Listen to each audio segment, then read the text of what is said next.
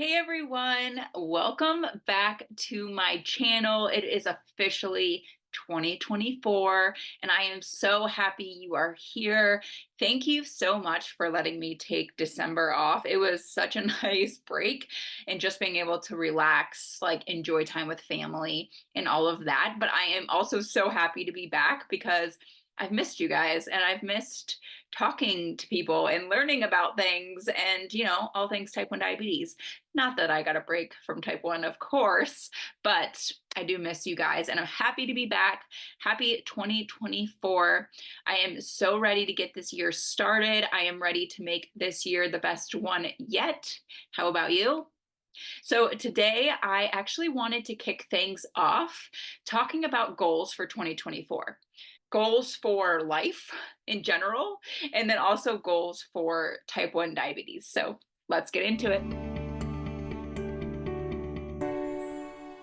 Obviously, the new year is a great time to start planning your goals for the rest of the upcoming year. However, I also secretly hate planning goals in the beginning of the year just because it's like, well, why am I waiting till the beginning of the year to create goals, right? But because it is January 2024, I say, hey, let's just do it anyway.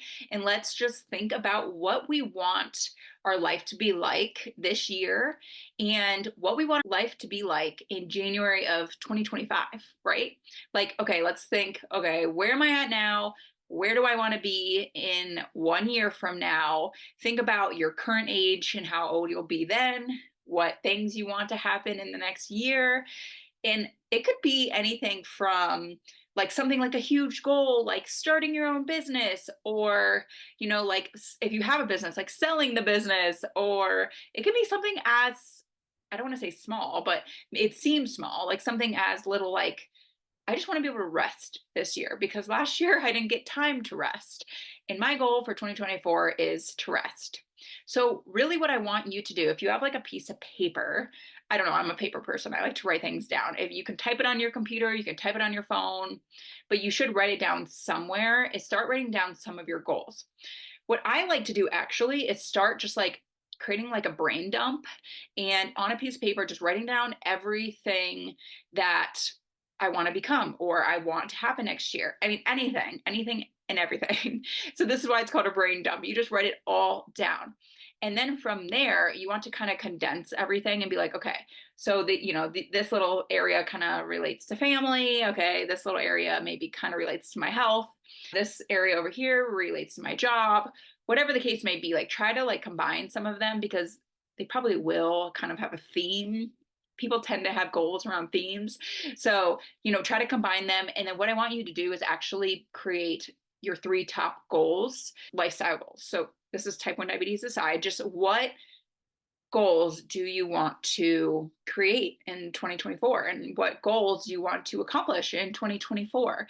And I think one thing here to think about is sometimes I hate the word goals because it's just like, I don't know, like it's almost like telling yourself like your life is not great now, which it might very well be fine now. So if your goal is to be like, hey, I want to maintain what I'm doing now, hell yeah, like that's great. Like write that down. So your goal doesn't have to be anything extreme. It really does not have to be anything extreme.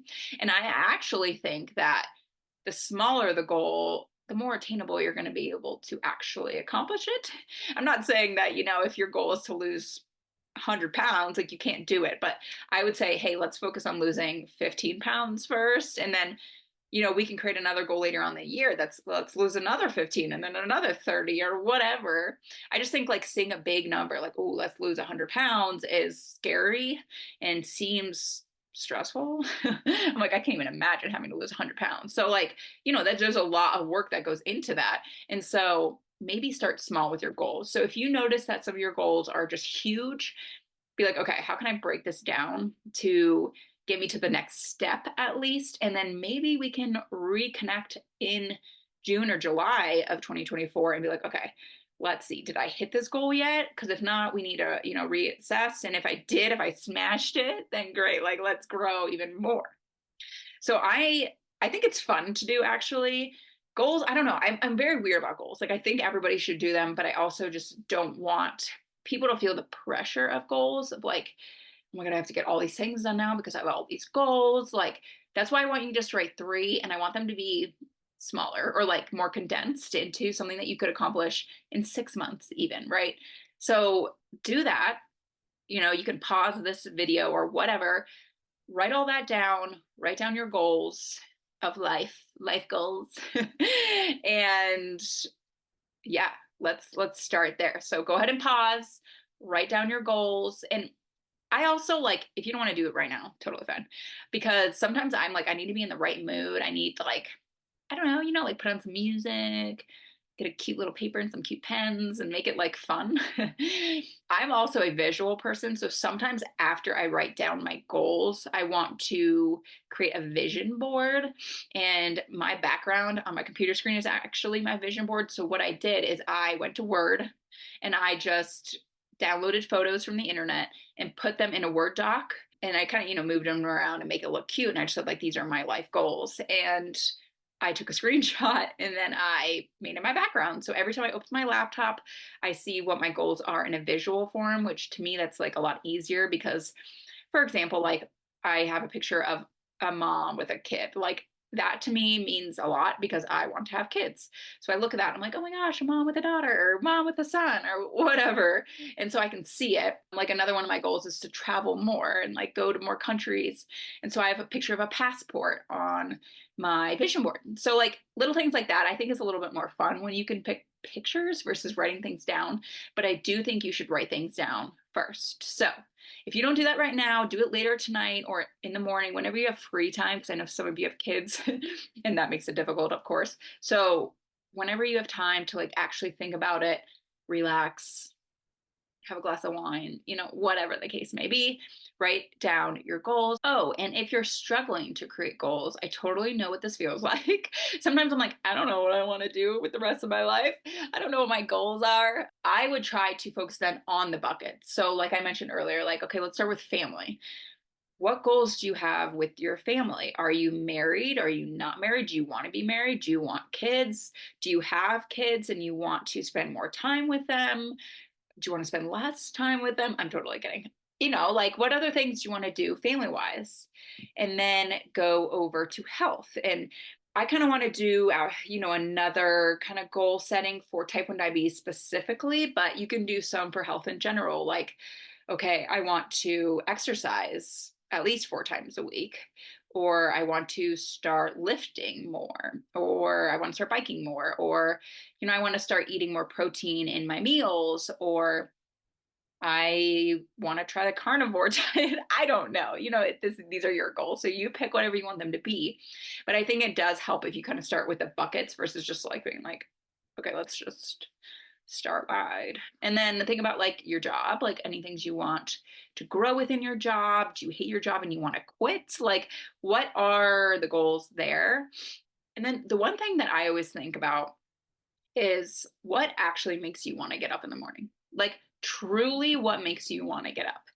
And when I was creating my vision board, it's actually very simple. It's a lot more simple than I thought it would be.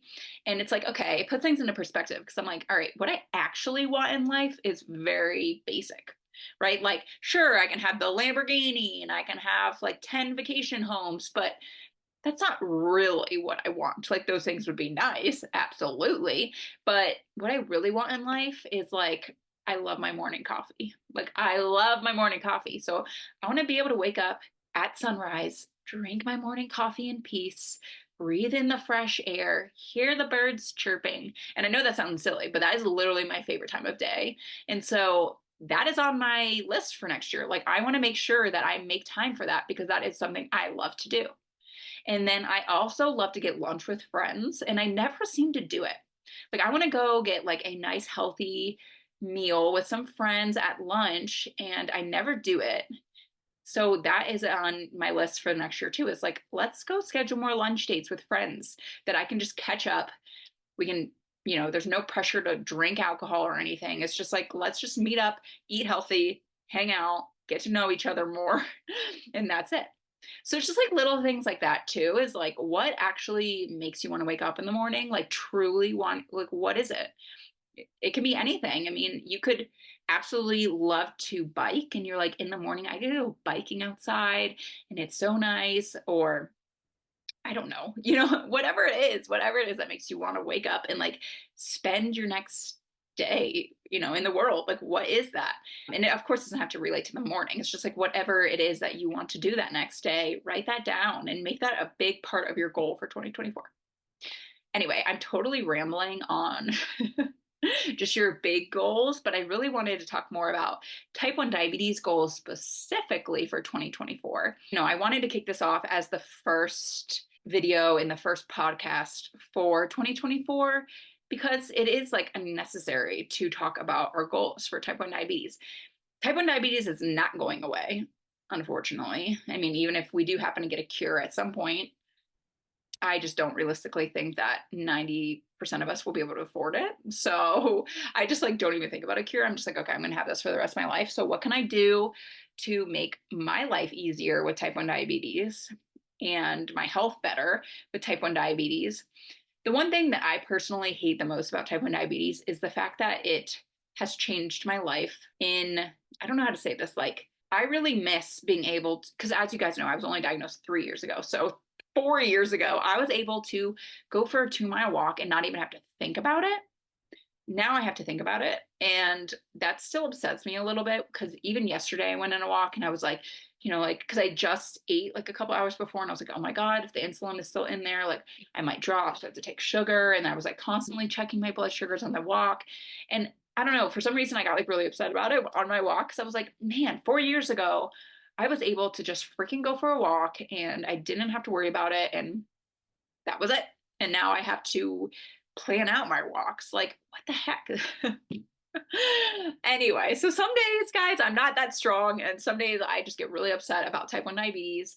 And I don't even know why I'm rambling about this. What was I going to say? I think the point was that one thing I don't like about type 1 diabetes is that it has changed my lifestyle.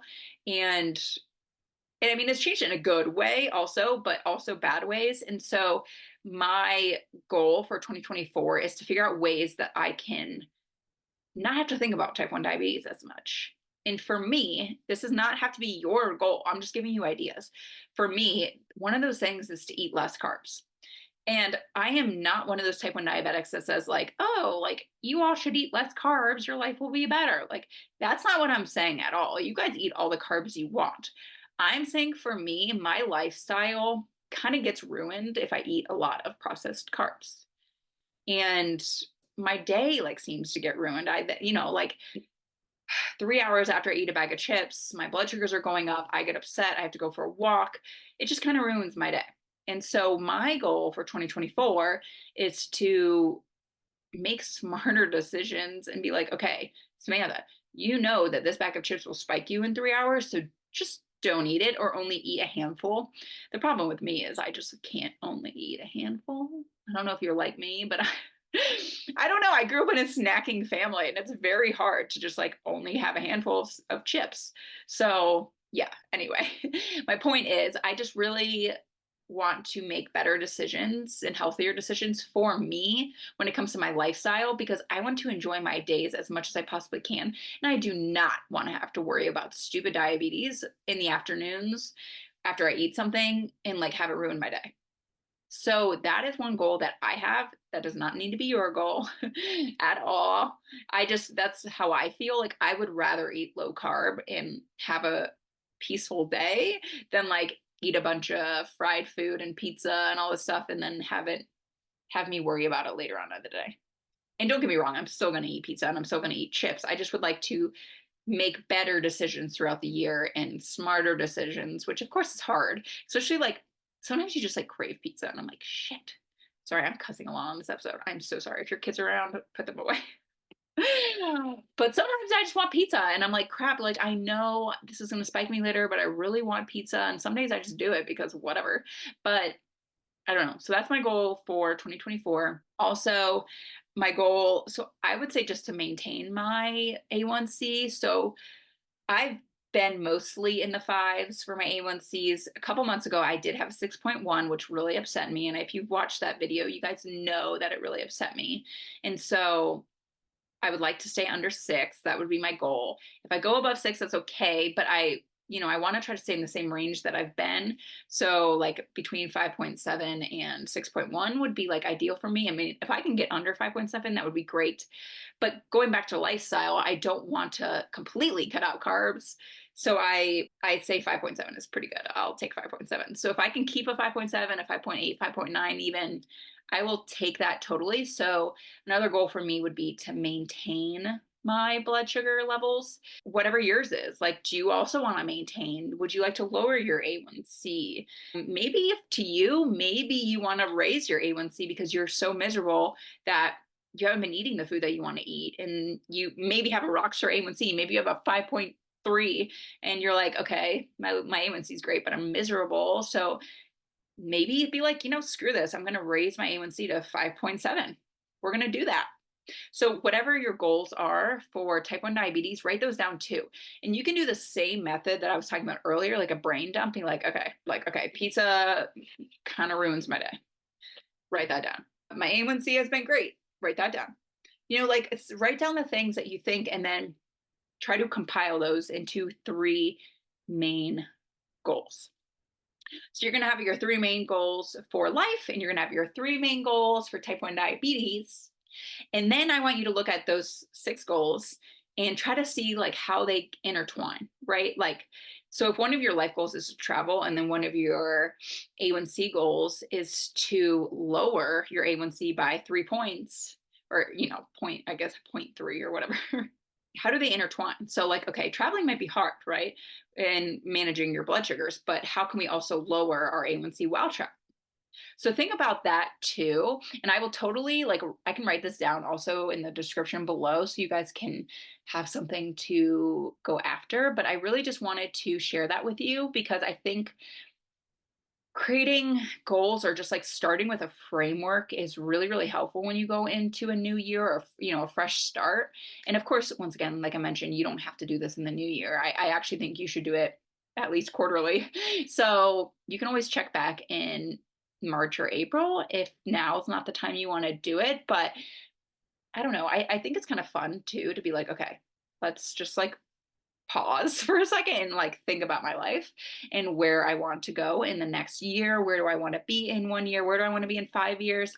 5 years personally scares me. I don't like to think that far ahead, but okay, 1 year from now I can do that. Where do I want to be? So I hope that was helpful. And I know this was the first episode of the year, but I wanted to just start with this because I thought it was good to do and just say like, what's up again, because I missed you guys, and just kind of start here. So we're going to have a lot of interviews coming up, so stay tuned for that. There's some really, really good ones coming. So anyway, I will see you guys next week in the next video. Bye bye.